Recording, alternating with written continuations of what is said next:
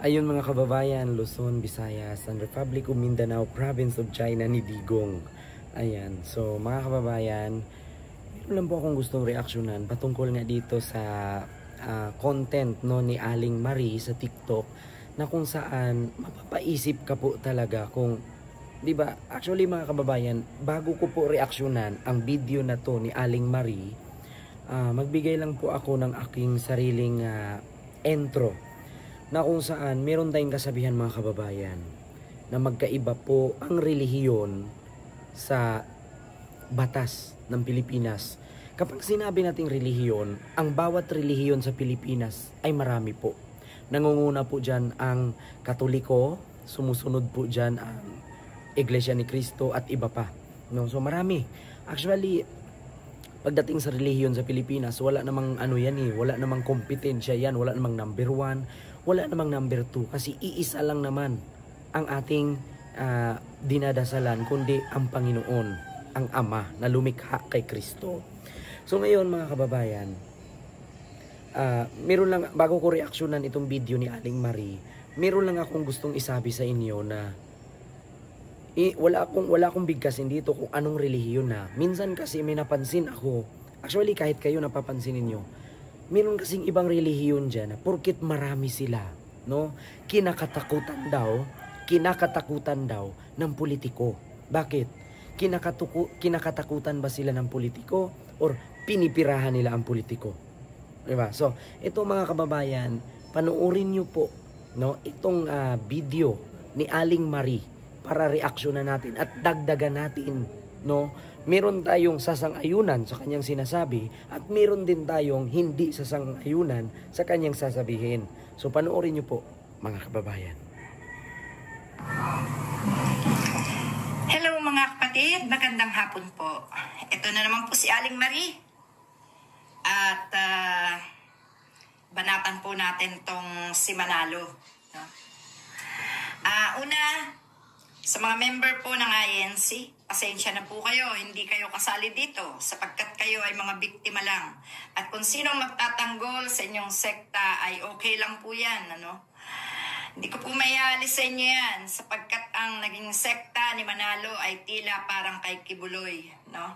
Maraming nabiktima, maraming napaniwala at maraming narakitan na ang ginagamit ay ang mga member nito na hindi namamalayan ng mga member kung anong ginagawa ng kanilang pastor.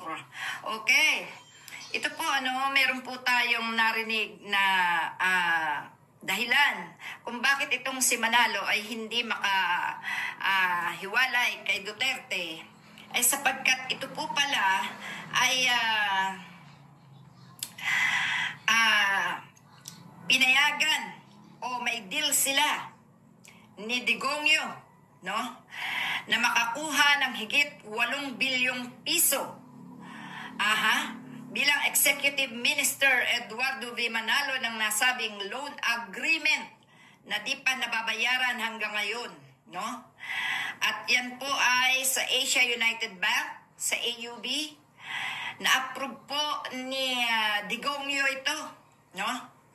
Na 6 na beses nag-loan na mayroong agreement. So, ibig sabihin po, nakatali o nakakumit itong si Manalo sa mga Duterte, kung kaya't yung gagawin nila na yan, na mga rally-rally ay hindi para sa kapayapaan, hindi para kay Marcos, hindi para mawala ang mga kawatan, na katulad ni Sara Duterte na nilustay ng 7 araw, hindi po 11 araw, 7 araw niya nilustay ang 125 million.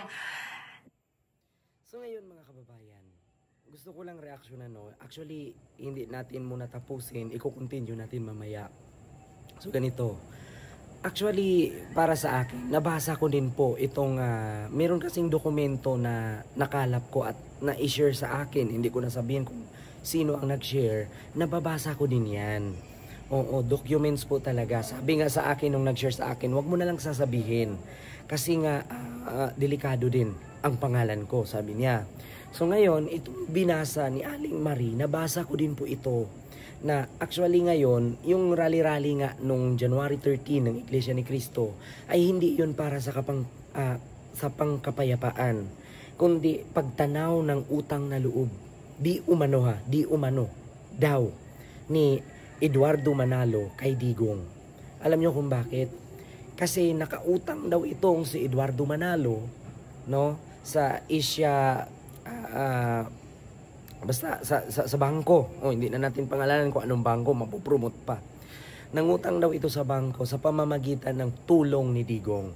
So kumbaga parang tumanaw daw ng utang na loob si Manalo, kaya nakautang sila sa bangko dahil kay Digong.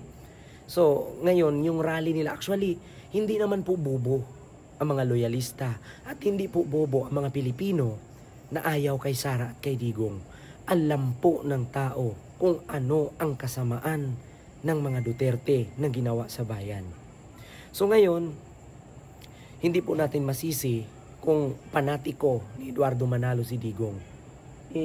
Hindi naman po natin siya binibigyan ng bigas para kainin.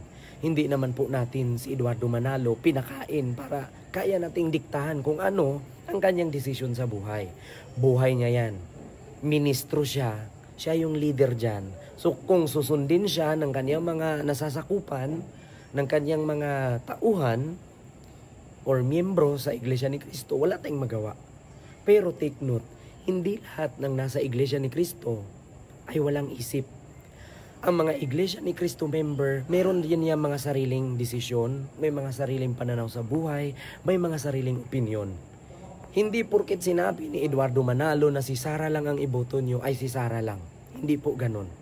Hindi porket Iglesia ni Cristo ka, pag inutos ni Manalo, ibuto si Sara lang. Bakit?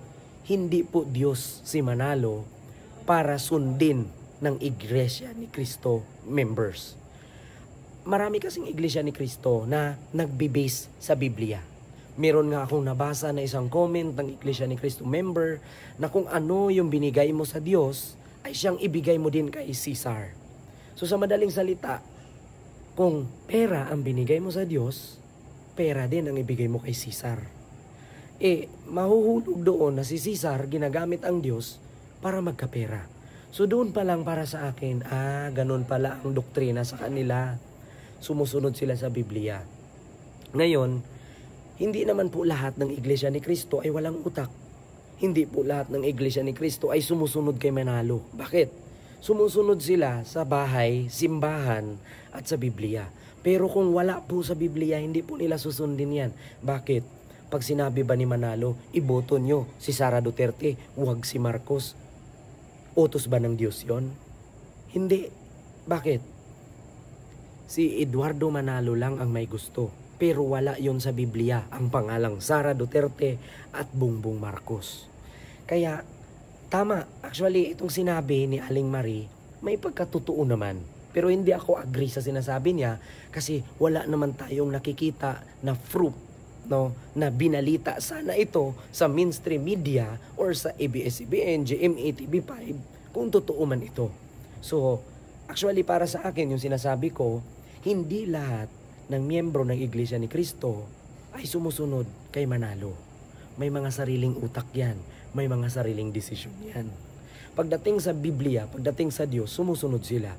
Pero pagdating sa utos ni Manalo, hindi naman po siguro. Diba? So ngayon mga kababayan, i-continue natin yung reaction ni Aling Marie. Ang galing sa dugo at pawis ng mamamayan. Kaya po ito, si Manalo ay nakakumit at ngayon ay nananawagan sa lahat ng lugar na mayroon silang sekta ng kanilang pananampalataya ay dahil dito, nakakumit siya, may deal sila, may utang na loob siya kay Duterte. Kung kaya't wag po kayo palilin lang. Yung mga atin po sa 13 para sa anti-impeachment po yan. Yan po ay para kontrahin ang impeachment kay Sara Duterte. Doon po sa mga member na medyo naging panatiko na, mag-isip-isip po kayo. Dahil ang pakikialam ni Manalo sa ating gobyerno, no?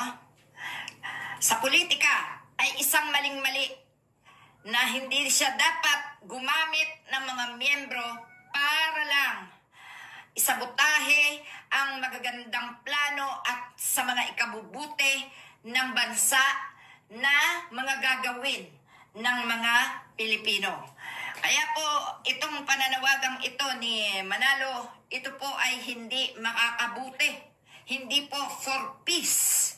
Sapagkat alam nyo naman na political threat na ang ginawa ni Sara Duterte kay Bongbong Marcos. Yan ay ang pagbabanta na patayin si BBM, si First Lady Liza, at si Speaker Martin Romualdez. Kaya mga kapatid, huwag na kayong magtitiwala sa mga taong ito na nagpapanggap na mga mahuhusay na pastor, pero sila ay mga kulto. Pera. 8 bilyon ang inaprubahan ni Duterte para ma-withdraw ng 6 na ulit ni Manalo. At malamang na yan ang kapalit ng rallying ito. Hindi siya makabitiw sapagkat siya'y merong bayarin. Ano yung mga kasinungalingan niya na sinasabi? Ito, mga pagpapanggap nila, no? Pakinggan niyo po ito. Iglesia ni Cristo Yan. ay walang utang kahit nasaan bangko. Oy, teka, may 1 billion pesos na loan ng INC para sa Philippines. Ayun mga kababayan. So actually, ako, disagree ako sa sinabi ni Aling Marie pagdating sa utang ng Iglesia ni Cristo kasi mahirap po kasi manghula. Actually, wala naman tayong proof. Actually, kung meron mang pinasa sa atin ng mga dokumento, hindi din po natin alam kung totoo yan. Kasi nga, mabilis naman po ngayon pagdating sa teknolohiya ng AI, mabilis po gumawa na authentic tignan, pero peke pala. Oo. Ako ayaw kong manghusga sa Iglesia ni Cristo, bagkus alam ko na pagdating sa pananampalataya ng Iglesia ni Cristo ay sumusunod po talaga lahat ng miyembro pagdating sa Biblia at sa usaping Diyos. 'Di ba? Pero pagdating siguro sa utos ni Eduardo Manalo, hindi naman po siguro tanga ang miyembro ng Iglesia ni Cristo na sumusunod sila doon. 'Di ba? Kasi hindi po lahat ng Iglesia ni Cristo hindi nakapag-aral. Yung iba po diyan may utak, may isip at may sariling desisyon. 'Di ba? Pero pagdating naman sa sinabi ni Aling Marie against sa mga Duterte, pabor ako. Pero yung pagdating sa Iglesia ni Cristo, nagdadalawang isip ako bakit mahirap magsabi ng galing sa hearsay. Maliban na lang kung mga big stream media ang nagbalita na may utang talaga ang Iglesia ni Cristo. So yun lamang po mga kababayan. Maraming salamat and see you next vlog. God first. Thank you.